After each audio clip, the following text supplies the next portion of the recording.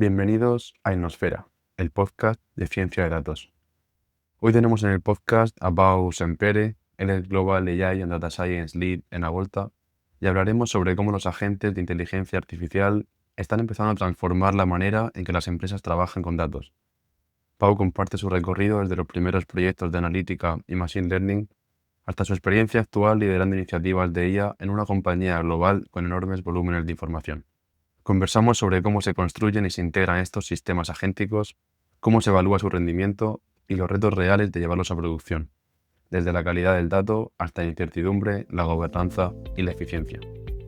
Un episodio que conecta la parte técnica con la realidad de negocio y que demuestra cómo la IA empieza, de verdad, a hacer cosas.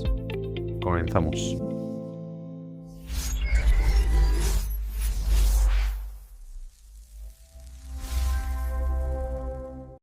Hola Pau, ¿qué tal? Hola, Bienvenido a Innosfera. muchas gracias por tenerme. Un gusto estar aquí.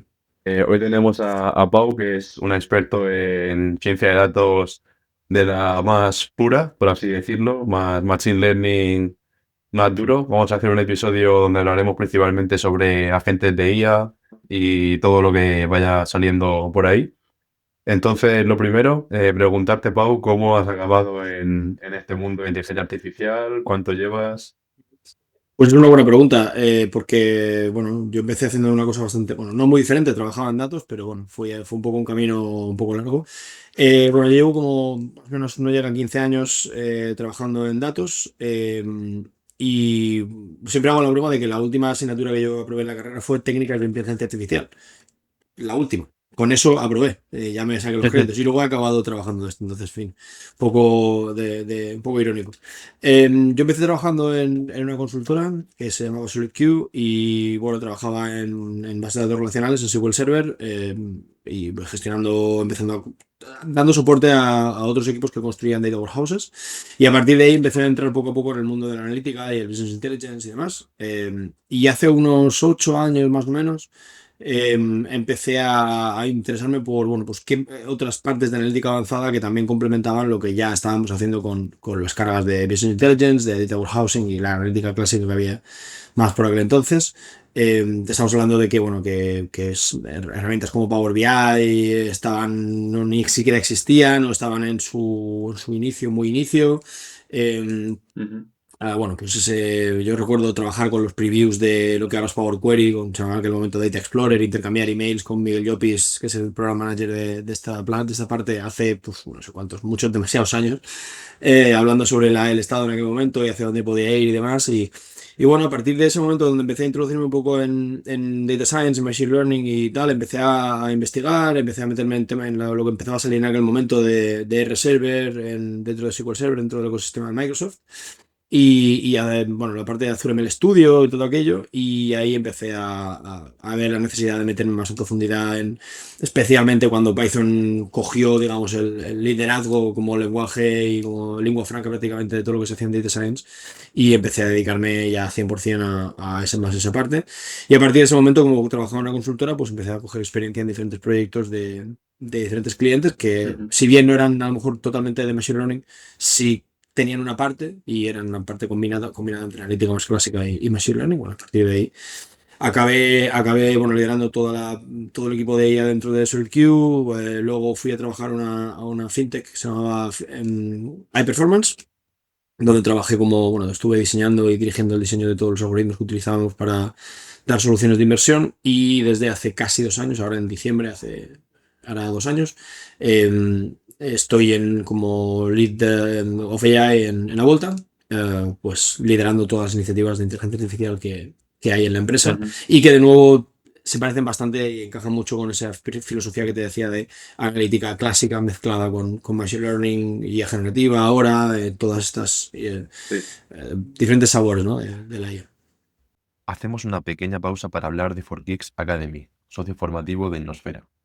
Si llevas tiempo pensando en dar el salto a ciencia de datos, machine learning e inteligencia artificial, esto te interesa. En España, las titulaciones y perfiles tecnológicos son de los que más empleo consiguen y el sector digital no deja de crecer. Esto se traduce en demanda de perfiles como Data Analyst, Data Scientist o Data Engineer y salarios muy competitivos que aumentan con la experiencia. Los datos ya están en todas partes: marketing, finanzas, logística, sanidad.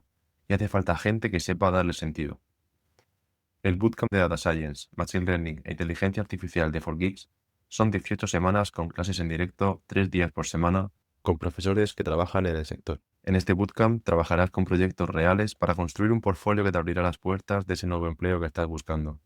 Entre 8 y 9 alumnos de cada 10 consiguen trabajo al terminar el curso. Y aquí viene lo realmente interesante.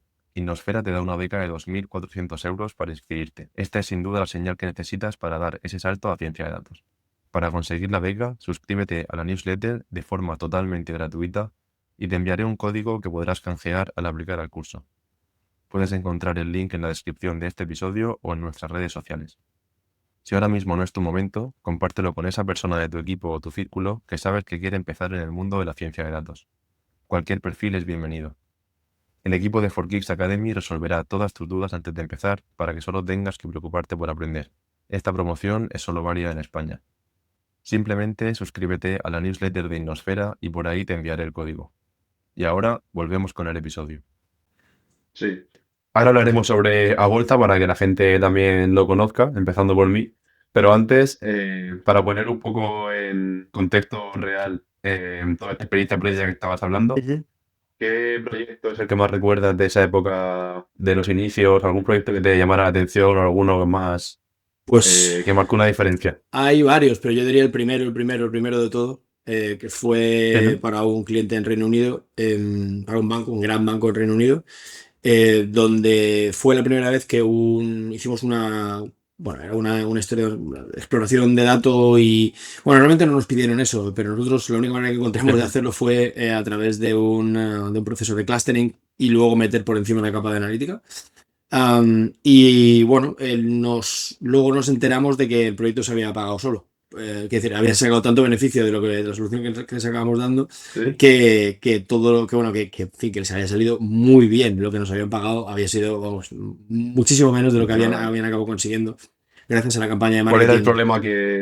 el problema de querer resolver Vender coches en el una proyecto? financiera. ¿Cuál? Vender coches en una financiera.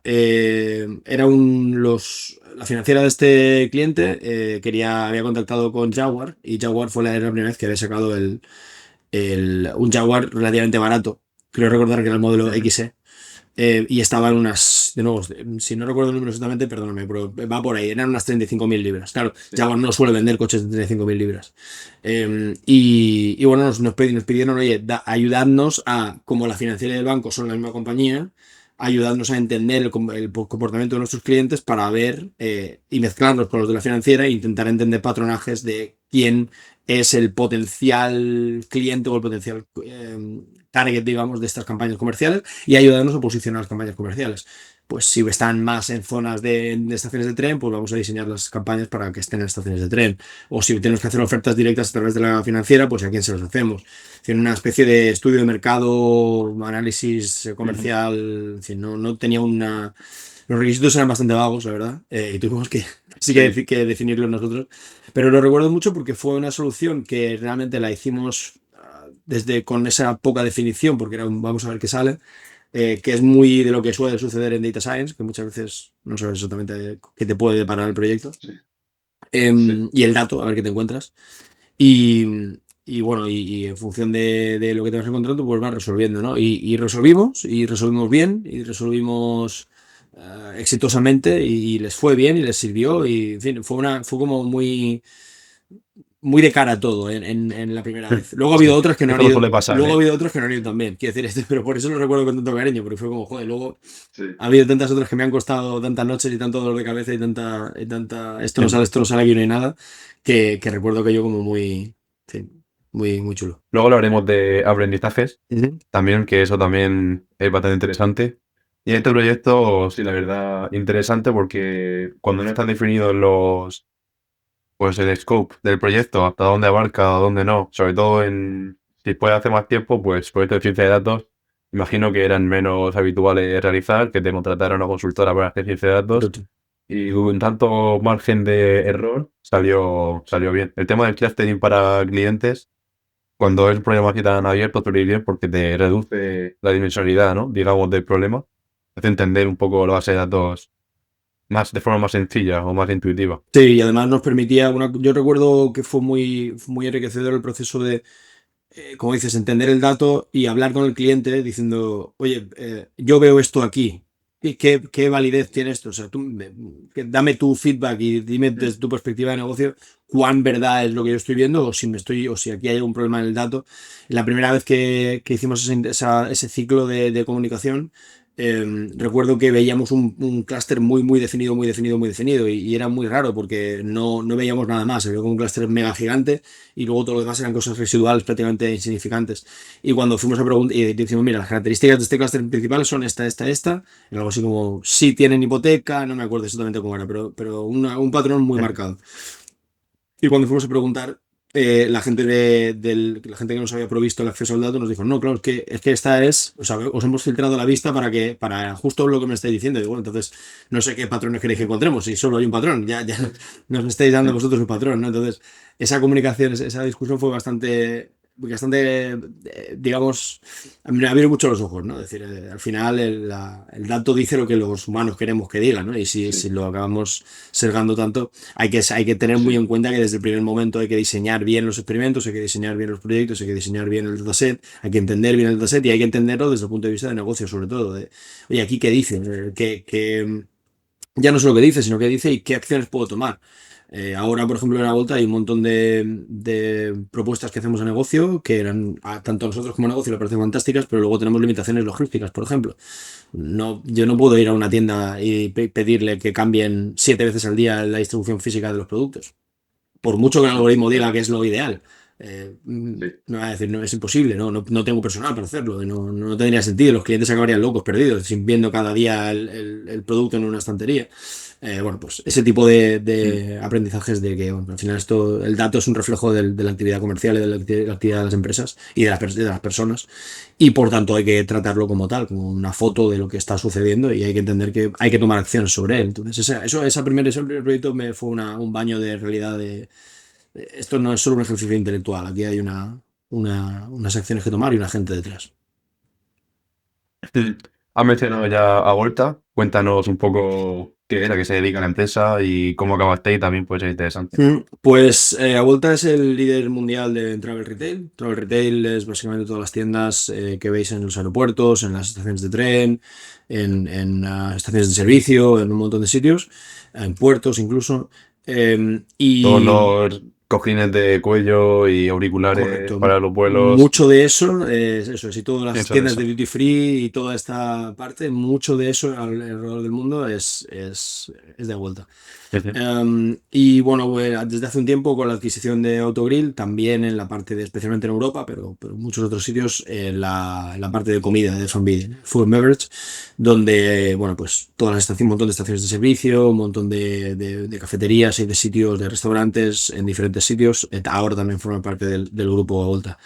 Y bueno, pues es una empresa muy grande, es una empresa con mucho dato, mucho dato. Me lo puedo Y imaginar, es lo primero que he mucho, pensado. mucho Cuando me dato. has comentado que se dedica, dónde está. Mm. Pero es una gozada porque es un reto técnico constante. Necesitamos que la parte de plataforma esté al nivel, que nuestro equipo esté al nivel desde el punto de vista técnico y de habilidades para gestionar todo ese dato. También hay que aplicar ya no vale, hay muchos trucos que ves en tutoriales y tal de, bueno, cojo aquí mi data frame de pandas y le hago un filter. No, aquí esas cosas no valen, aquí hay que pensarse bien porque vas a filtrar una tabla de Claro. 10.000 millones de filas, a lo mejor, o vas a hacer un join entre Sí, una tabla de 2.000 millones y una de 6.000 millones. Eso es relativamente habitual en nuestro trabajo. Entonces, entramos en el campo del Big Data, ¿no? sí, sí, Entramos al campo del Big Data por donde supuesto. ya no entra el notebook de Python, se queda corto ya. No, el notebook de Python sí, pero Tradicional, tradicional. claro, pero lo que tienes detrás es Spark o es algún tipo de motor distribuido y no es solo pandas. Seguimos utilizando pandas y scikit-learn y LightGBM y librerías clásicas. No penséis que esto es siempre. Hay que utilizar la herramienta que toca para el caso que toca. Si el patrón suele ser agrega mucho con el músculo, agrega mucho con Spark y cuando no te haga falta ese dato ya puedes. Hay veces que es más rápido trabajar con Polars o con Pandas que con Spark. Ujú. Porque un motor distribuido tiene unas características que si no las aprovechas, si el problema no cumple con esas características, acaba yendo incluso más lento y es también algo más difícil de optimizar y tal. Pero bueno, es una cuestión de ¿Y saber cuándo cómo utilizar. llegaste ahí? Pues, bueno, me hicieron una oferta. Así de directo. Me conocían de eventos de comunidad y de escucharme hablar en diferentes sitios y de la trayectoria profesional en SolidQ. Bueno, he escrito también algún libro de certificación para Microsoft hace unos años. Y bueno, pues he ido estando más o menos presente con un perfil relativamente público. Y bueno, me contactaron, me hicieron una entrevista y les pareció bien. Muy bien, Una mola. historia Y muy poco sí, sí. aventurosa, pero Bueno, aventurera, pero en fin. es interesante. Al final, esto es ciencia de datos, un poco de ciencia de datos, y muchos científicos de datos pues nos escuchan y les interesa conocer carreras y cómo llega la gente a las empresas. Sí. También es algo que es divulgación sobre ciencia de datos, el propio hecho de hablar sobre la carrera de ciencia de datos. Yo en mi caso, además con Entonces, el tema, yo creo que también tuvo sí, mucho que ver el tema de la comunidad, del participar en eventos de comunidad. Yo organizo eventos de comunidad, el Data Saturday, por ejemplo, ahora que va a ser ahora la última semana de noviembre en Madrid, el 27, 28, 29, no por meter una cuña publicitaria, pero vamos, es que va a ser dentro de un mes y medio sí, sí, se puede y hablar, se se puede puede hablar, hablar. se puede hablar. Entradas gratuitas, si lo buscáis, Data Saturday 2025, está por ahí publicado ya. Va a haber workshops el día de antes y bueno, soy parte del comité que lo organiza. Estoy involucrado desde hace bastante tiempo en este tipo de iniciativas, los Power BI Days, el SQL Saturday antes de la pandemia, eventos online de todo tipo, en fin. Entonces, eso yo no lo hago por ninguna imagen de tal, pero al final te lleva a conocer mucha gente y gente muy interesante, gente muy inteligente y muy capaz y que dice cosas muy chulas y bueno, y si tú dices también las tuyas y llegáis a un punto en el que decir, joder, esta persona dice, creo que me encaja muy bien con lo que yo busco, me encaja muy bien con la filosofía que yo tengo de tratar problemas y tal, pues suele ser, yo sé, no solo en mi caso, conozco bastantes casos donde ha habido oportunidades profesionales que han surgido de ese tipo de eventos. Sí, muchas surgen así. Al final la comunidad Data Science en España no es tan grande, somos Mm. relativamente pocos y tenemos que entre nosotros Mm. darnos visibilidad a lo que hacemos y demás. Correcto. Vale, entonces quiero ya entrar, pues si no se nos va a ir el episodio. Sí, Me has sí. dicho que tienes que irte a recoger a tu A hija mi o algo hija, así ahora después, que así tiene que 2 años y ella solo no vuelve. Es decir, o voy yo o no hacemos sí, nada. sí. Así que quiero entrar al tema del episodio que es agentes de IA. Para poner un contexto, pues nada, explicar básicamente qué son y cómo los utilizáis ahí en Agolta. Pues, a ver, la definición, habrá gente que la tenga muy clara, yo no la tengo tan clara, Sí, es un porque concepto difuso. claro, entre dónde empieza dónde acaba el LLM o el SLM o el modelo que tengas por detrás, dónde empieza la gente. Me gusta poner la definición cuando me lo preguntan la gente hace cosas. La diferencia Sí, sí. fundamental es que hace cosas, hay una acción por detrás, sea traerte información, sea activar procesos, sea chequear información contra fuentes de datos, sea lo que sea generación de reportes, sea algo, ¿vale?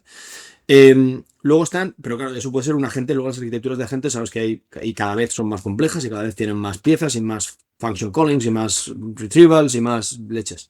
Entonces, una cosa es un solo agente y otra cosa es una arquitectura agéntica o una carga de trabajo agéntica, donde hay uno o más agentes que se interrelacionan, utilizan herramientas y a su vez llaman a otros agentes que están especializados en unas tareas específicas para acabar resolviendo un problema. ¿Cómo los organices? Depende mucho del problema. Puedes organizarlos de manera secuencial, puede haber un planificador que luego llama en secuencia, puede haber unas instrucciones más específicas o menos, dependiendo de si tu workflow es necesitas que sea más determinista o menos, o hay una tarea creativa o de generación donde se suele aplicar algo del estilo, algún patrón del estilo de editor-revisor, o generador o escritor-revisor. Hay muchas opciones, ¿vale? Muchas variantes y no tenemos aquí tiempo para cubrirlas todas y además necesitaremos mucho Sí, diagrama, sí. mucho dibujito Sí. y mucho tal. Sí. En la vuelta lo Aquí hay que que... tener en cuenta que es un podcast de audio, Por entonces eso. ojalá una pizarra, algún día traeremos una pizarra virtual, Bueno, pero de momento. ok, pues de momento todo con voz. Sí. En la vuelta lo utilizamos de varias maneras. Como somos una empresa muy grande, tenemos muchos casos diferentes. Y hay casos de los que solo son retrieval, es decir, donde la gente es solo un recuperador de información. Por ejemplo, un caso súper directo de eso y que además es relativamente sencillo de desarrollar porque hay mucho que ya está preconstruido, son agentes de SharePoint. En SharePoint, no sé si lo sabes, pero si no lo sabéis, para la gente que no lo sepa, hay agentes, no sé, el tema de licenciamiento no me preguntes porque yo y el licenciamiento nunca nos hemos llevado bien, nunca me sé las tarifas, nunca me sé Ujú. las licencias que hacen falta para hacer las cosas, pero yo lo pido y si me la dan, perfecto, y si no, pues ya pelearemos. Pero en SharePoint se pueden levantar agentes sobre sitios de SharePoint que automáticamente dan acceso a la información de manera conversacional, pero una cosa súper importante es que respetan los permisos que ya haya en ese sitio de SharePoint. Por tanto, si alguien accede a la gente, nunca va a haber una fuga de datos, ni va a poder ver información de un departamento que no tiene permisos o de un país que no tiene permisos. Piensa, por ejemplo, en la vuelta estamos presentes, creo que son 73 países.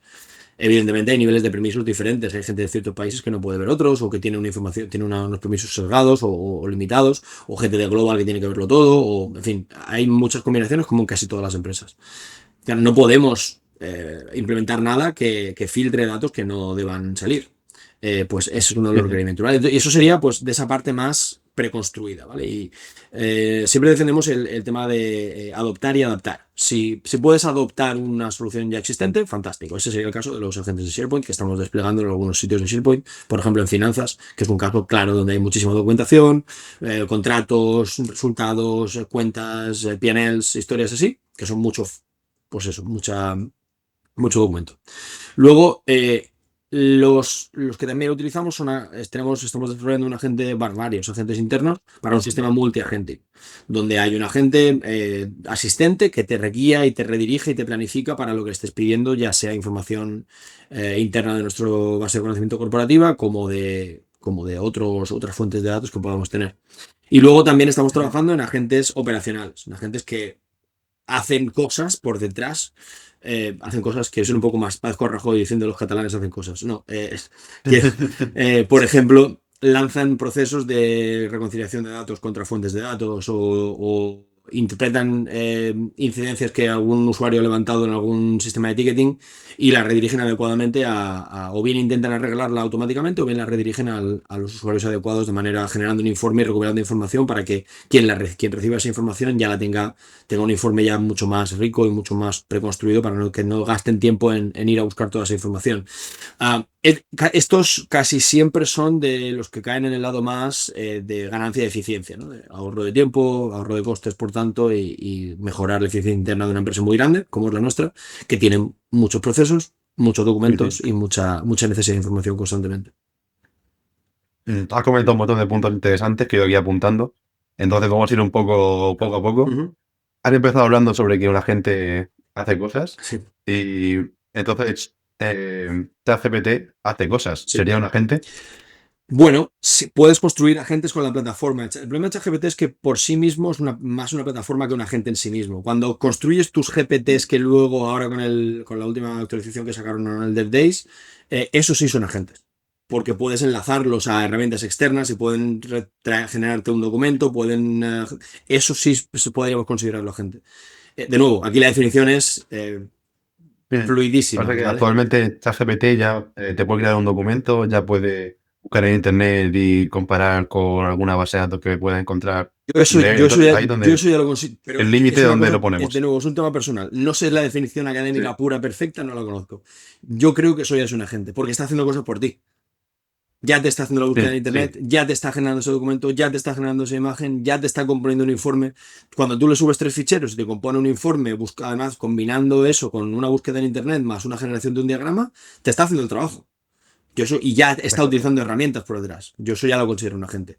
De todas maneras, seguramente si buscamos literatura y dentro de 3 meses buscamos literatura otra vez, dirá otra cosa o habrá otra acepción o habrá otra. En fin, estamos viendo cómo nace la tecnología mientras que trabajamos con ella. Y las definiciones también van cambiando a medida que la tecnología está preparada para hacer otras cosas. Así que, bueno. Es un problema y una ventaja. O sea, lo disfrutamos, que cambie tanto, pero al mismo tiempo, a la hora de estar actualizado, pues es un agobio muchas veces. Pero bueno, estamos bien, de momento. Sí. Veremos cómo sigue Tengo avanzando. un compañero que se lo llama abrazar la estocasticidad. Haciendo la broma con los propios modelos, pues hay que asumir que hay una cantidad de incertidumbre y de variabilidad en el resultado, y no solo el resultado, más que el resultado en la evolución, ¿no? Así que bueno, hay que surfear la ola mientras que aprendemos. Vale, has mencionado también el sistema multiagente, o no sé cómo lo nombras exactamente. Sí. ¿En qué se diferencian y dónde entraría en juego uno y dónde entraría en juego otro más claramente? Vale. Todo que son. Es un sistema multiagente, es un sistema donde uno de los agentes o varios son capaces de llamar a otros agentes en vez de herramientas. Es decir, imagina que en el caso que has puesto de ChatGPT, en vez de que ese agente tenga acceso a una herramienta que sea búsqueda en internet y ejecutando lo que técnicamente se conoce como function calling, donde tienes una función, bueno, que no tiene por qué ser una búsqueda en internet solo, function calling puede ser una calculadora. ¿Vale? Los LLM son de momento muy malos calculando. porque como predicen un token detrás de otro, son un sistema autorregresivo, no tienen la capacidad de aplicar reglas lógicas como las de una calculadora de manera 100% determinista, ¿vale? Cada vez avanzamos más con el tema de los modelos que implementan Chain of Thought y no sé cuántos, pero yo creo que, de nuevo, esto es una opinión personal, creo que no estamos lejos de que con esta metodología los agentes tal y como los conocemos ahora con tecnología autorregresiva, lleguen a un nivel donde puedan aplicar y aprender problemas de manera como lo hacemos los humanos, ¿no? De nuevo, esto casi es filosofía. Esto además hay gurús y jefes, escuelas de pensamiento, ¿no? Están los que van con Elvis Hoover, los que van con LeCun, los que van con Elon Musk, los que van con, en fin, aquí hay diferentes. No sé, pues ya he perdido. Estaba pensando en todos estos los nombres. Sí, los multiagentes, perdona. Claro, ese ejemplo que tú ponías es un solo agente, una sola lógica, accediendo o usando herramientas, ¿vale? Por ejemplo, si tú le dices quiero sumar 3 más 4 y que en esa suma de 3 más 4 lo que hace es extraer el 3 y el 4, sabe que tiene una herramienta que le puede resolver lo que le estás pidiendo y en vez de hacerlo él, lo que hace es que llama a la herramienta, llama a una herramienta de código, ese código efectúa la lógica que necesita, o busca en internet, genera una imagen, hace la suma o lo que sea, accede a una base de datos externa, da lo mismo, ¿vale? Y devuelve la información que luego el LLM acaba componiendo a través de sus instrucciones. O devolviendo o haciendo más cosas, ¿vale? Ahora, el problema es que sabemos que cuando ese proceso se vuelve más complejo, los modelos actuales pueden perder el hilo, pueden perder fácilmente el contexto o equivocarse en la planificación. Y si tienen decenas y decenas de herramientas disponibles y no pierden un poco la habilidad de saber a quién llamar de manera correcta. Entonces, al final se acaba lo que solemos hacer, como en casi todo lo que hacemos en tecnología, y especialmente en informática, es dividir y vencerás, especializar los sistemas, poner capas de abstracción, donde lo que hacemos es que, vale, este agente ya no necesita saber hacer todo el plan, sino que si rompemos el problema en diferentes bloques, podemos hacer diferentes agentes que estén especializados en cada y tengan menos contexto que resolver a la vez. Entonces, podamos llamar a un agente que sé que me hace una pieza del trabajo, ese agente a su vez tenga acceso a o bien herramientas directamente, pero menos que las que tendría el super agente, digamos, que teníamos en el caso anterior, o puede volver a llamar a otros agentes. De hecho, se puede hacer un sistema tan largo como, tanto profundo como queramos. Y estoy poniendo un caso jerárquico, donde hay una especie de árbol, ¿verdad? Pero esto no todos los patrones son así. Los patrones de diseño son mucho más variados. Aquí podemos tener lo que se llama la habitación, donde tienes 3 o 4 agentes discutiendo entre ellos y preguntándose, oye, yo sé hacer esta parte del problema, vale, tú aquella, vale, devuélvemela. Y ahora hay un editor que tiene que evaluar todo, vale, oye, no estáis aún aquí. Este documento, ¿dónde le falta información? Le falta en la parte, no sé, en la generación de diagramas. Oye, generador de diagramas, que eres mi agente especializado en generar diagramas. Vuélvemelo a hacer y ajusta a lo mejor el contexto que tu compañero, el editor de texto, acaba de actualizarme. Vale, hay muchas combinaciones de diseño en este caso, pero se entiende, ¿no? La diferencia es que ya hay agentes especializados en un contexto mucho más cerrado. La parte buena de eso es que el agente principal, el que recibe la primera petición, no tiene que especializarse en hacer un proceso mega complejo y muy largo y muy tedioso también de depurar y de desarrollar, sino que el desarrollo y la depuración se puede romper en estos diferentes agentes, que además suelen ser mejores en hacer tareas más pequeñitas. Cuanto más cerradas y más concretas en las tareas, suele ser más fácil que los agentes funcionen bien desde mucho antes. ¿Vale? Por eso y acaban siendo un sistema multiagéntico, que es una cosa muy parecida a lo que pasa en un equipo de trabajo, de personas. Eso es lo que iba ahora mismo. Eso es lo que iba. Si se puede hacer esa analogía directamente con un grupo de personas trabajando. Y esto me lleva también a, que también lo he nombrado antes, al tema del determinismo. De si los resultados que dan, pues son replicables o explicables o cómo se puede eso. Porque está muy chulo, ¿no? Porque montar un sistema agéntico, pues mola, pero luego a la hora de implementarlo en la empresa y tomar decisiones, hace falta tener esa trazabilidad un poco de lo que ha ocurrido, imagino. Correcto. A ver, aquí has abierto un melón chulísimo. Lo has abierto tú, ¿eh? Lo has dicho tú primero. Sí, pero podía haber pasado de puntillas y ahora has entrado toda. A ver, aquí hay varias cosas. Voy a ir a resolver, creo que la más fácil. La trazabilidad. La trazabilidad ya hay un montón de soluciones que que permiten hacer una trazabilidad end-to-end de todas las comunicaciones, no solo de usuarios contra agentes, sino también entre agentes, ¿vale? Cada vez se implementa más OpenTelemetry, que es el estándar hacia el que creo que vamos. Y bueno, tanto en soluciones, si te vas en el ecosistema de Microsoft, por ejemplo, en Foundry ya se soporta esa parte de las trazas, pero también si te vas a soluciones como MLflow, tanto si es como servidor standalone como dentro de Databricks, a partir de la versión 3.0 o 3.1 o algo así, pero después de la 3 seguro, también se soporta esa parte de trazabilidad, ¿vale? Donde simplemente es que el desarrollador, cuando está pues, haciendo el código, activa las trazas o las implementa manualmente, donde dice, quiero que me tracees toda la comunicación que hay entre estos agentes o entre estas herramientas, estos agentes o entre el usuario y los agentes. ¿Qué puedes sacar de ahí? Pues telemetría del estilo, duración, qué mensajes concretos ha habido, cómo ha interpretado este subagente el mensaje del agente principal, porque ahí es donde empiezas a perder tú la traza y porque cuando empieza a comunicarse entre ellos, pierdes un poco por dónde va la historia. Eso está bastante resuelto. No es perfecto, pero yo creo que está bastante bien resuelto. Ahora, la otra que comentabas era cómo gestionar el determinismo, o la falta de determinismo en este caso. Los modelos de lenguaje hoy en día, a pesar de que tienen parámetros para gestionar el que sean más deterministas o menos, la temperatura, el top N y demás, perdón, el top P, incluso intentando hacerlos lo más deterministas posibles, es prácticamente imposible conseguir que sean totalmente deterministas, ¿vale? Hay un paper por ahí de hace no mucho donde discute de la importancia del propio hardware, de que la manera en la que consumimos los LLMs en servicios de nube hace que sea muy, muy difícil conseguir determinismo. Y bueno, es una disertación bastante interesante de seguir. Pero mi punto de vista es que con la tecnología actual, tal y como tenemos los modelos y tal y como casi todos consumimos los modelos, que son básicamente a través de endpoints de servidor de servicios en la nube, en AWS o en Azure o donde sea. AWS no es el momento de hablar Sí, ahora mismo, bueno, está la cosa llevan caliente. una semana complicada nuestros compañeros Sí, en durilla. Amazon. Eh, Sí, continúa, por favor. no, pues que es muy complicado llegar a un determinismo, por no decir imposible, llegar a un sistema que se comporte de manera 100% determinista. ¿Esto a qué nos lleva?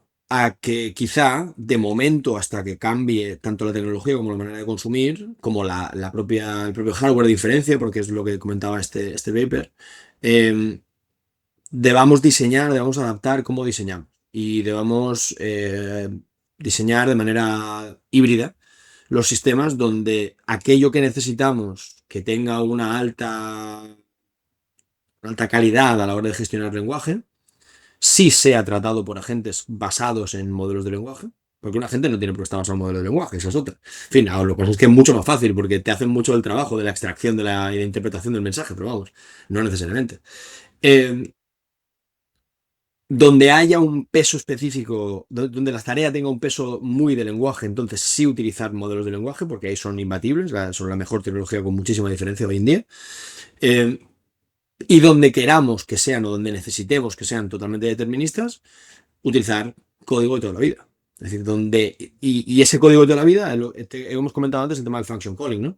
Si los modelos son capaces de hacer function calling, de llamar a una función, esa función o esas funciones son las que deberían hacer el trabajo totalmente determinista. Esas funciones deberían pues, estar escritas en el lenguaje de programación o en la plataforma que prefiramos, pero al final ahí es donde puedes poner una secuencia 100% determinista de lógica, donde puedes poner bucles, condiciones, expresiones condicionales, if else, switches y todas las estructuras de control que conocemos desde hace un porrón de décadas, que son los que nos permiten, por ejemplo, a ti y a mí estar hablando hoy por aquí por una conferencia web. Sí. Todo esto se ha construido con sistemas totalmente deterministas. Bueno, pues son útiles para muchas cosas. Exacto. Utilicémoslos cuando Sí. haya que utilizarlos, ¿no? Esto yo tengo uno de mis ex compañeros de trabajo y mi buen amigo Miguel Egea, que siempre habla de no caer en que como tengo un martillo todo me parecen clavos. El hecho de que ahora tengamos acceso a LLMs de manera prácticamente, no voy a decir gratis, pero sí desde el punto de vista del desarrollo, es una tecnología fantástica que tenemos al toque de los dedos, no porque sea tan fácil de consumir y porque sea tan poderosa, hay que utilizarla para todo. Hay cosas para las que no es la mejor tecnología, pues no la utilicemos para aquello que no es la mejor tecnología. Sí, yo en el tema este del determinismo estaba pensando que quizá, o sea, de dónde surge realmente la necesidad de que sea determinista. Y Ujú. quiero decir, en un grupo de personas trabajando que están realizando un proyecto hoy, son 5 personas haciendo un proyecto, si te hacen el mismo proyecto las mismas 5 personas dentro de un mes, ¿saldría el mismo resultado del proyecto? Pues lo más probable es que no, porque dependerá de las condiciones en las que estén esas personas en ese momento, aunque sea solamente por un mes de diferencia o una semana. Entonces, ¿de dónde surge realmente esa necesidad de que sea determinista? Porque queremos que sea aplicable y que siempre dé el mismo resultado, porque tradicionalmente la programación ha sido lógica, pues con reglas más claras, donde siempre da el mismo resultado, y queremos seguir manteniendo eso, o realmente hay una necesidad de que lo sea por algo más, o estamos confundiéndonos y no hace falta realmente. Pues, yo creo que aquí la pregunta es, depende del proyecto que tengas entre manos. Si el proyecto que tienes entre manos tiene cierta creatividad, me parece bastante bien ponerlo en, a ver, con la analogía, quizá no es factible aún, pero quizá es perfectamente factible ponerlo en manos de un modelo de lenguaje. Sobre todo para generación de código, en fin, la parte de creación, no estoy diciendo para nada que no sea posible. Es más, pues lo que podrías hacer es que un modelo generase código para luego ejecutarlo de manera determinista. Cuando voy en la necesidad de determinismo es, por ejemplo, imagina que hay un proceso que tiene que ejecutarse, un proceso de mantenimiento de servidores, o de mantenimiento de modelos de datos, o de mantenimiento de lo que sea, ¿vale? No sé, de mantenimiento en un escenario de IoT, donde hay que mandar señales a piezas físicas, a receptores de IoT que luego acaban abriendo válvulas de gas, o en fin, en este tipo de escenarios, ¿no? Eh, ¿Tú permitirías que una persona se inventase cada vez el proceso? ¿O tendrías una documentación muy estricta, muy estricta de en qué secuencia y bajo qué reglas o con qué condicionantes tienen que suceder cada uno de los pasos en cada uno de los momentos? Yo creo que la dos, ¿no? Ahí entra en juego. Claro. Sí, sí, sí. Entonces, ahí no te puedes permitir, o yo no me quiero permitir por lo menos, que haya una estocasticidad en el, no, pues ahora no voy a ejecutar este paso. ¿Por qué? ¿Por qué? Si y además yo en el prompt, y además, ¿qué puede pasar? ¿A cuántos? Todo el mundo que nos esté escuchando y que haya desarrollado un poco con el LMS, le pones un prompt donde le pones la especificación mega cerrada y de repente, especialmente cuando se vuelve más complejo, cuando hay llamadas entre agentes y pueden perder el contexto o que el contexto se haga demasiado grande y tengas que hacer un resumen porque mi modelo de lenguaje que va a consumir ese mensaje tiene un tamaño de ventana más pequeño de lo que ya llevo en la conversación. A medida que se va volviendo más complejo, es más fácil que eso se pierda. No, yo creo que no deberíamos permitirnos que por ese tipo de características de la tecnología perdiésemos las características deterministas que requieren algunos procesos. Sí, ahí sí que lo veo, ahí sí que lo veo fundamental. Ok, y ahora me gustaría también hablar sobre cómo se pone en marcha un sistema de agentes o un agente en una empresa, bajo qué circunstancias se requiere y cómo se pone en marcha, básicamente. ¿Qué necesitas? Vale, no sé si estás preguntando más desde el punto de vista técnico o desde el punto de vista organizativo o desde todo. Sí, un poco ambas. ¿Dónde surge la necesidad y qué pasos se dan para ponerlo en marcha? A ver, la necesidad puede surgir de muchos sitios, como de todos los proyectos que puedes tener una empresa. Se puede dar la necesidad porque hay algún equipo o algún usuario en particular que lo pide, porque se da cuenta, ha escuchado de las capacidades de la tecnología y se da cuenta de que su carga de trabajo diaria o la de su equipo se puede beneficiar de ese tipo de tecnologías.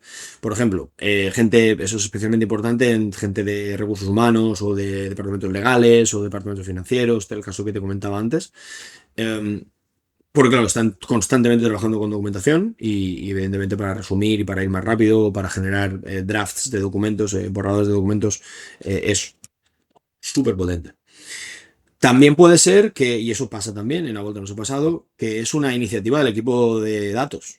Nosotros hemos propuesto a los equipos de negocio a veces, oye, sabemos que esto se puede hacer, sabemos que vosotros utilicéis estos datos para ciertas cosas.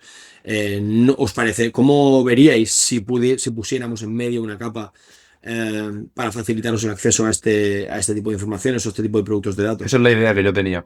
Yo tenía esa idea de que normalmente era gente experta en el tema de agentes de IA quien recomendaba eso como solución, ya sea a través de consultoras o Mm. gente dentro de la empresa, dentro del propio departamento que puedan tener, y no tanto la gente, un financiero que puede decir, ah, pues aquí una gente vendría bien. Yo creo que al menos en España, no estamos desde ese punto de conocimiento de la tecnología como para demandarlo desde dentro, ¿no? No, yo, Según ya tu experiencia. trabajando en una empresa que está en 73 países, te aseguro que no es una cosa de España. Es una cosa del perfil de la gente y de quién, pero es una cuestión normal, ¿eh? ¿Quién está más al día de la tecnología o quién está más dispuesto a cambiar sus maneras de trabajar? Los que trabajamos con estas tecnologías, al principio no sabemos cómo funcionan, nos vamos formando, vamos aprendiendo, vamos leyendo, probamos, fallamos, no funciona, rompemos, volvemos a hacer, volvemos a romper y vuelta a empezar. Y con todo eso aprendemos un montón, ¿vale? Cuando ya estamos en ese punto ya no nos da miedo. Pero a cualquiera que esté trabajando y que su objetivo del día no sea hacer ese aprendizaje, sino sea presentar su reporte o su informe financiero o su PNL o lo que sea, eh, rara vez, y aquí depende del perfil de la persona, te van a decir lo que tú estás comentando. Y ahí creo que tienes razón. Es mucho más raro que lo diga una persona de negocio y decir, no, no, yo aquí sé que hay cierta tecnología que me puede ayudar, ayúdame a montarla. Hay casos de esos, ¿eh? Lo que sea, lo que nosotros sinceramente llamamos power users. La gente que Sí, te sí. llega con unas que, joder, ¿cómo? Pero este muchacho, esta muchacha, pero ¿cómo se le ocurre esta idea? Pero esto es fantástico. De eso hay, ¿eh? ¿Has visto algún vídeo en YouTube? ¿Has visto algún vídeo en YouTube y le Sí, ha surgido la o ha inspiración? leído, o su cuñado le ha contado, yo qué sé, Sí. no sé de dónde lo han sacado, ¿vale? Pero me parece, me da un poco igual. Me parece absolutamente Sí. fantástico que la gente se meta en esos berenjenales y acabe proponiendo ese tipo de soluciones. Pero es verdad que es menos habitual. También suele ser el tema de... Y después, Y lo que pasa es que sí, luego hay un montón de dependes. Volviendo a cómo se desarrollan, suele, especialmente cuando más grande es la empresa, suele haber dependencias porque, bueno, los equipos de infraestructura, de seguridad, hay que conseguir presupuestos, hay que demostrar la viabilidad del proyecto, hay que justificar que ese presupuesto que se va a dedicar va a traer un beneficio a la mesa. Suele ser muy beneficioso tener sponsors de negocio, es decir, gente en niveles con capacidad de gestionar esos budgets, esos presupuestos que te ayuden a que ese presupuesto vaya a buen puerto o que se apruebe. En fin, hay muchos dependes. Al final es gente, son personas y es como cualquier otro proyecto. sí, sí. Y una vez está integrado y funcionando y demás, la pregunta es cómo medir que el rendimiento está siendo bueno. ¿Cómo medir que ese agente está funcionando bien, está ahorrando tiempo? ¿Cómo se mide eso? Fantástica pregunta que creo que estamos todos aún acabando bueno, acabando no, a mitad de saber siquiera contestar. A ver, te cuento cómo lo veo yo y cómo lo estamos haciendo nosotros, pero faltan cosas, faltan cosas porque el ahorro de tiempo, por ejemplo, que es una cuestión fundamental, es difícil de medir dependiendo del caso. Por ejemplo, Sí, en el caso de los procesos más operativos, con los que te decía antes de un agente que acaba disparando procesos, es relativamente fácil de medir, porque si tú antes tenías 4 personas que estaban haciéndose, me lo invento, 4 personas que estaban dedicadas a ese proceso mediodía, o sea, 4 horas al día, y cuando ya has implementado ese agente, en vez de tener 4, tienes 2, y en vez de 4 horas están dedicando 2 simplemente para validar el resultado, pero ya no tienen que implementarlo ellos a mano, pues empiezas a sumar horas, multiplicas por salario y ya está. ¿Vale? sí, Además, hay casos en los que si además te está mejorando la calidad del servicio, puedes, si mejora el SLA, el Service Level Agreement, si tienes clientes que están consumiendo tu dato, por ejemplo, puedes incluso meter todas las veces que falló en el pasado y todas las veces que no está fallando ahora y que puedes atribuir a la implementación de ese sistema autónomo como, en fin, como ahorros también, y por tanto puedes acabar sumando ese dinero al cuánto me estoy ahorrando, ¿no? Y esa medición de la efectividad, de la productividad o de la eficiencia.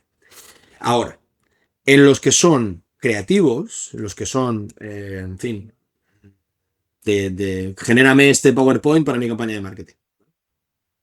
Esos son bastante más complicados de medir, porque mm, las personas que están a cargo ya no es muy complicado medir, oye, ¿cuánto tiempo dedicas estrictamente al proceso y al no proceso? Porque, claro, ya no tienen que hacer el PowerPoint ellos, no tienen que hacerlo desde cero, pero ahora tienen que validarlo, retocarlo, ajustarlo y quizás están acelerando, pero es mucho más complicado porque es mucho más difícil de medir exactamente cuántas horas dejaste de utilizar o cuántas horas te está ahorrando.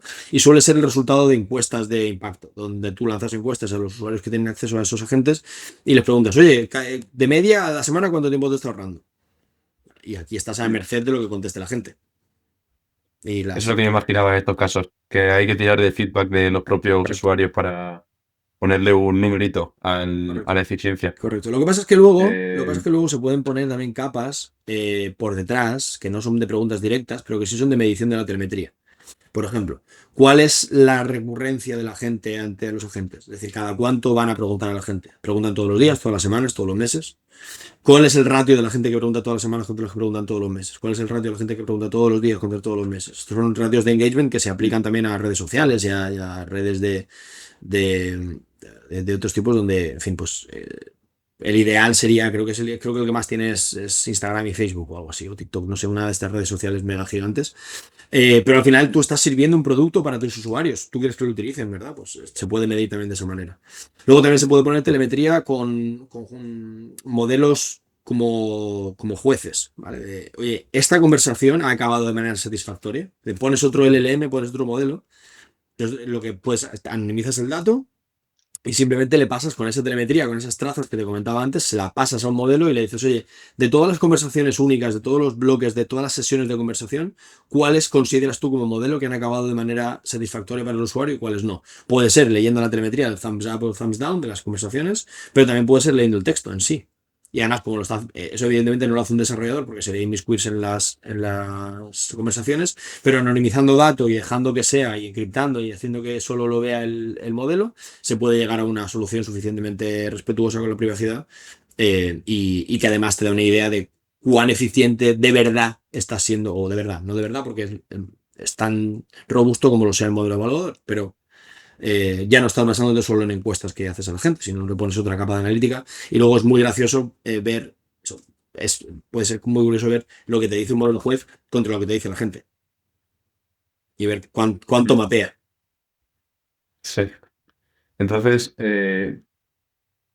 siempre, o sea, tiene sentido tener un sistema de agentes o un agente donde no se mida la eficiencia. ¿Te has encontrado algún proyecto donde has dicho aquí hay que medirla, no sé por qué no la estoy midiendo, o no, la medimos por Y, simple curiosidad? yo lo Depende pondría en todos, absolutamente en todos, en todo, ¿verdad? especialmente si son de interacción humana. Si son interacción si son de, digamos, más operativos, como el ejemplo que poníamos antes, lo mediría en función de cuántas horas dedica la gente. Pero si es de interacción humana, estilo ChatGPT, donde tienes un bot que te ayuda a generar materiales, a preparar presentaciones, a leerte documentos, a resumir, a entender, a tal, evidentemente tienes que medir. Si no, sin medir eres una persona con una opinión. Necesitas Sí, tener datos. exacto. Yo también lo veo así, lo veo fundamental. O sea, que es una tecnología tan relativamente nueva y de integración de muchas empresas de forma tan dudosa, donde Mm, supuestas empresas expertas en agentes vienen con Tecnología y software tipo, y ahí te lo quedas. Por eso digo que no siempre se mide y debería medirse más. claro, pero claro, es que esas empresas también tienen que vender. Claro, venden normalmente bastante humo. Pero yo no. Y también hablamos sobre llevar una trazabilidad sobre la eficiencia y dónde se puede ver, pues, si comete errores, si hay incertidumbres, todo este tema de no estar funcionando correctamente. Dentro de este seguimiento de KPIs o sería otro supervisión aparte. Yo lo pondría en la parte de ese modelo juez, ese modelo evaluador de las conversaciones, donde se le hagan a ese modelo evaluador preguntas clave. ¿Cuántas veces me han dicho explícitamente que no estoy resolviendo? ¿Cuántas veces, bueno, el medir thumbs up y thumbs down, eso es muy fácil porque es una métrica que puedes almacenar en tu telemetría. También de vez en cuando lanzar encuestas directamente en el chat con tarjetas adaptativas de estas opciones que te dicen, ¿está sirviendo esto o sea, qué tal la experiencia, ¿no? O bien con estrellas, o bien con del 1 al 10 o bien de la manera que se diseñe. Al final tiene que ser una combinación de todo, ¿no? Porque no puedes asumir que todo el mundo deba contestar siempre bien a las evaluaciones. Bien quiere decir de manera consistente y fiable, digamos. Um, pero tampoco puedes dejarlo todo al modelo evaluador, porque el modelo evaluador puede ser falible también y puedes no estar haciendo bien las preguntas. Bueno, digamos, una evaluación en varias facetas, desde varios puntos de vista. Ok. ¿Hay alguna que tú conozcas limitación actual de este tipo de tecnología de IA de agentes? Bueno, bastantes, en fin, bastantes.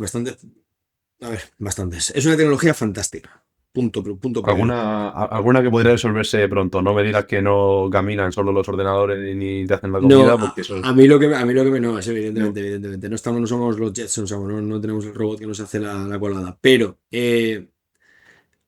creo que el problema fundamental no es tanto que las fallas que puedan tener, sino las expectativas que ponemos nosotros y las expectativas que acabamos vendiendo. Esto te lo hace la IA. Yo me han llegado a decir, en una vida pasada me han llegado a decir, es que la IA debería saber la pregunta que yo quiero hacer. Claro. Bueno, ya, vale, gracias. Hay que pensar que esto aún no es magia, ¿vale? Al final son sistemas muy masivos de procesamiento de datos, básicamente muy buenos compresores de información, pero tienen una serie de limitaciones. Por ejemplo, aún no, por mucho que lo estemos haciendo, yo no he visto aún ningún sistema, ningún modelo que de manera consistente se adapte a, por ejemplo, ahí tienes los exámenes estos de ArcAgi, que está liderando, creo que es François Collet, donde se mide el cuánto se adaptan para la AGI a problemas que nunca han visto, para considerarles como que están pasando el umbral de la inteligencia artificial en general, ¿vale? La Artificial General Intelligence. Están todos los modelos más avanzados que vemos, evidentemente luego en los laboratorios no sé qué tienen preparando, pero todos los que vemos por sí mismos no pasan ni del segundo examen este que han publicado desde hace unos meses, no pasan ni del, recuerdo el número, pero creo que del 1 o del 3%, una cosa así está, es bajísimo. Y es la Estamos segunda, viendo que van rápido, pero... y es la segunda iteración del examen también. La primera ya estaba, O3 estaba muy arriba y tal, pero en la segunda iteración del examen, en cuanto se han puesto un poquito, estamos hablando de problemas que hay niños pequeños que resuelven muy fácilmente. Entonces, bueno, creo que es un problema también de expectativas. Limitaciones, creo que, de nuevo, lo que comentaba antes del determinismo y el aplicarlos en situaciones que no son y demás, creo que el problema es que tiene ciertas características, son fantásticos a la hora de hacer compresiones de información, mezclas, composiciones y demás, de interpretar textos, de interpretar imágenes a través de sistemas de embeddings y demás, bueno, sistemas multimodales. Tienen un montón de capacidades, pero creo que es una cuestión más de las expectativas que ponemos sobre ellos más que de las fallas inmediatas. No sé cómo se puede resolver el tema por ejemplo, del determinismo que te comentaba antes. Yo creo que si hacemos un episodio otra vez dentro de unos meses, a lo mejor está resuelto ya. Al Sí, ritmo que vamos, no sé si estará resuelto, pero que tendremos otras conclusiones, seguro. Eso seguro que sí. seguro. Y en un futuro cercano o más medio plazo, aunque es complicado de pronosticar, pero ¿hacia dónde crees que va a evolucionar todo esto? Bueno, lo que estamos viendo desde hace poco es un giro interesante en el que parece como que ya las capacidades que te hagan hacer wow ya no están tan ahí o se están, no quiero decir que se están estancando, pero porque siempre estamos ya, si te fijas, en todos los benchmarks, en todas las pruebas, se van mejorando cada vez y seguimos afinando más, pero las mejoras ya no son del 10 o del 15, ya son del 1 más o del 3 más o del 6 más, estamos siempre en esos Un rangos. poco asintótico, ¿no? Quizás. Ujú. Parece como que estamos chocándonos contra esa pared, ese techo de cristal, esa asíntota que pues si pintas en los gráficos de rendimiento, arriba parece que está Sí. ese techo de cristal. De todas maneras, yo como te decía, creo que la tendencia está siendo decir, vale, desde ese punto de vista, parece que la tecnología actual está en ese limbo, en esa zona. Donde no está y donde quieren ir es, al final, tener en cuenta que la mayoría de empresas que desarrollan esto son empresas con ánimo de lucro y por tanto que quieren vender servicios y quieren vender cuanto más tokens consuman mejor para ellos y hay un problema. Si quieres hacemos otro episodio sobre los intríngulis de la infraestructura para que esto vaya para adelante y cómo se está generando la economía circular entre OpenAI, Nvidia, Microsoft, Anthropic, AWS, cómo están todos invirtiendo en todos, y al final es un poco Oracle, al final es un poco un castillo de naipes que dice, madre mía, el día que el primero no pague se van todos a freír espárragos. Sí. Pero ellos quieren consumir, perdón, que les consumas. Entonces, llega un punto en el que parece como que están centrando los esfuerzos, GPT-5 es un muy buen ejemplo de eso, en sistemas más utilizables, que alucinen mucho menos, donde no te tengas que preocupar de qué modelo hay por detrás para implementar tu sistema, tu carga agéntica, sino que sea fácil de llamar y que él solo resuelva con qué mini modelo o maxi modelo tiene que responder por detrás, si es con el razonador, o si es con el nano, o si es con el no sé qué. Parece que va más por ese lado, ¿no? De hacerlos utilizables y ahorrar, hacerlos, en fin, a facilitar la adopción. Vamos a ponerlo desde ese Sí, punto de vista. el tema es que hay tanta competencia entre este tipo de herramientas de IA, hay varios, pues Claude, Gemini, ChatGPT, luego tienes también para el tema de creación de agentes, imagino de las diferentes herramientas. Ujú. Entonces, para el usuario también puede ser un poco confuso, ¿no? A lo que se dirigen las propias empresas individualmente es simplificar para el usuario, pero al haber tanta oferta, pues se hace más complicado elegir cómo Sí, utilizar la IA. sí. Puede ser un poco paradójico. Sí, pero piensa lo joven que es este área de la tecnología de datos. Estamos viendo la eclosión, la efervescencia máxima. Entonces, en algún momento, como ha pasado con muchas otras tecnologías, entiendo que acabará consolidándose y acabará concentrándose y los desarrollos y las innovaciones seguirán sucediendo, pero se acabarán consolidando porque habremos encontrado los puntos dulces, ¿no? Para la adopción y la utilización masiva de este tipo de tecnologías, que ya está sucediendo a pesar de toda esta variabilidad, que cada día tienes un SDK nuevo, un framework nuevo y una manera nueva de consumir y una hora tienes el orquestador automático entonces tienes LinkedIn lleno de posts de esto lo cambia todo, ahora N8N ya no sirve para nada Sí. porque OpenAI lo ha matado. Y como, bueno, vale, sí, pero vamos a relajarnos un poco, porque a lo mejor ni tanto ni tan calvo, ¿no? No es tan bestia el tema ni tan dramático. Pero yo creo que, supongo que al final acabará consolidándose en un set de herramientas y de buenas prácticas más, digamos, más compactadas, no tan disperso como parece que está ahora.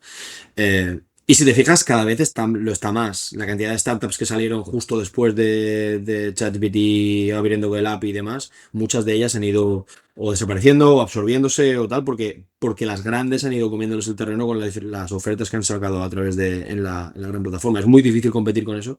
Cuando llegan más tarde, pero cuando llegan con una bomba nuclear. Claro, eso es complicado competir con eso. Totalmente, de acuerdo contigo. Y ya como último tema que quiero tocar es que des un pequeño consejo a este científico o científica de datos que está en este mundo empezando a conocer pues cómo manejar datos, analizar, voy a trabajar como junior y quiere empezar en esta rama de la IA, que es la IA agéntica. ¿Qué consejo le darías? Te daría dos consejos. Uno, si no te encanta, con la cantidad de noches sin que te salgan las cosas y de frustraciones que puede conllevar esto, si no te encanta, no te metas.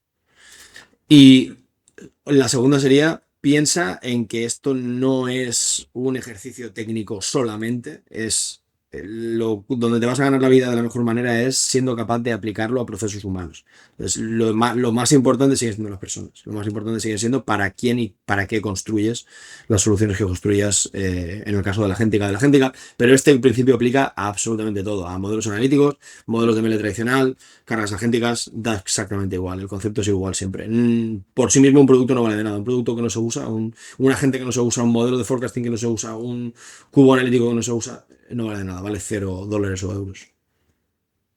Es decir, sentido común, intuición y pensar que en esta era de la IA, mucha automatización, mucho programación, pero sentido común muchas veces ahí falta, ¿no? El centro sí tiene que seguir siendo las personas. Ok, pues con esta reflexión lo dejamos. Te seguiremos en LinkedIn, dejaré aquí tus redes para estar Genial. atentos de eventos y todas estas cosas que has estado comentando. Correcto. Y pues nada, muchas gracias por estar aquí. A ti, Ángel, por tenerme así un gustazo. Me pasó una hora estupenda y no sé, me he dado cuenta que se ha pasado la hora ahora. O sea, ha sido como, joder, ya estamos. Volando. Sí, sí, se me ha pasado genial. Esto, como puedes ver, lo que decía de te encanta, a mí me alucina, me apasiona y es mi trabajo, pero me lo paso realmente bien. Y nada, un gusto estar aquí contigo. Ok, hasta luego. Venga, Gracias. adiós. Chao. Puedes escuchar los episodios de Innosfera en YouTube y Spotify. Encontrarás nuestras redes sociales en la descripción.